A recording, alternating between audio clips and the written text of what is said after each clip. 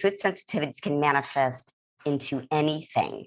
If you think you might have a food sensitivity, it could be brain fog, it could be headaches, it could be that you're extremely tired. It could be your change of mood. You could just be really irritable. So there can be psychoneuroimmune effects from a food sensitivity. You could have aches and pains. You could get a skin rash, and then the digestive issues as well, constipation, diarrhea.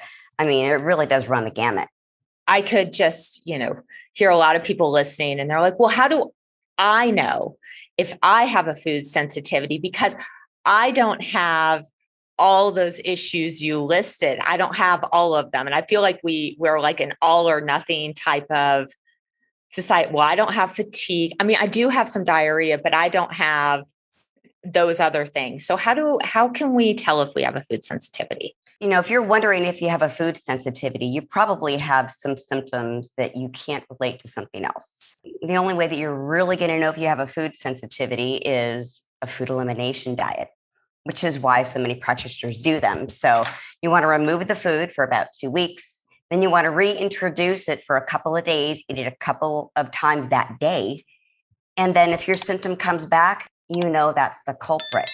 The other way that you can see if you have a food sensitivity is to have a food sensitivity test. I will say that not all food sensitivity tests are created equal, but if you do take a good one, and we can get into more of that later, but if you get the testing done, then you can see what you're highly reactive to, and then you also might have some moderate reactivities too as well. And then depending on whether or not you are reactive to multiple foods, then we really have an immune problem. But those are the 2 ways that you can really find out whether or not you have a food sensitivity. You bring up a good point that they're not all created equal. What do you mean by that? Well, the first thing that a lot of people don't realize is that every other lab besides Cyrex, yes, I'm going to give them a plug here, they only test raw foods because they all get their food samples from the same source. So Cyrex makes its own food samples. They actually put them through dialysis, so they're completely pure, and they test both raw and cooked foods. So I don't know about you, but I don't eat raw bacon. And if somebody comes back negative for eggs and they're eating cooked eggs, they're completely missing the boat on that. The other thing that Cyrex does is they test both IgA and IgG immunoglobulins.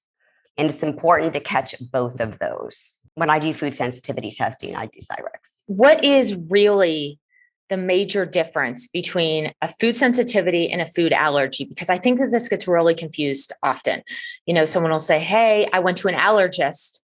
I had the test on my skin and I don't have an allergy to anything. So it's not the foods that I'm eating. There's been a pretty big, I think, jump or correlation there. So what's the difference?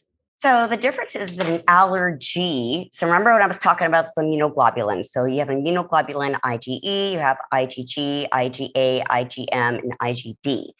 IgE is an allergy. That is something that you're going to notice immediately. It's a different part of the immune system that reacts immediately, and you're going to get histamine symptoms, such as like swelling lips, or your throat swells up, or you get a skin rash, or wheezing, or coughing, or runny nose, or watery eyes. Those types of symptoms. That's an allergy. A food sensitivity triggers a different part of the immune system, which is going to be IgG or IgA. And that's going to be more of a delayed response. So it can take a few hours, but up to 24 to 48 hours for you to get a symptom from a food sensitivity, which is why it can be hard to pin down sometimes, why people don't relate it to their food. Alexis is amazing. And I think at the end of this episode, if you feel like, hey, I've got these things that she's talking about, I'm going to encourage you to head over to our practice website, which I really never talk about on the podcast, which is altfammed.com.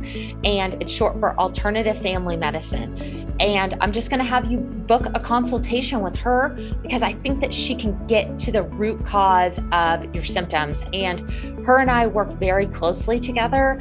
So anyway, reach out, email if you guys have any questions. We always thank you for listening, and we're just so grateful for you guys.